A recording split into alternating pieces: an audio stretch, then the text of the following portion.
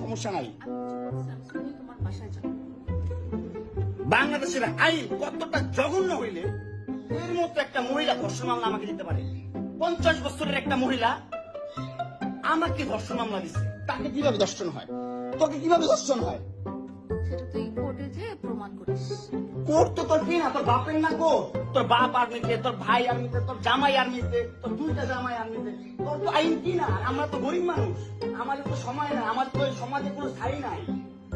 আমার তো সমাজের ময়লা আবর্জনা আমরা এই সমাজে।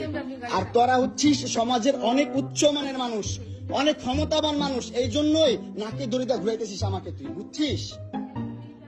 হ্যাঁ, বিএমডব্লিউ নিয়ে যোগ্যতায় চালাই, তোর টাকা দিয়ে চালাই না, যোগ্যতা চালাই, কামাই করে চালাই।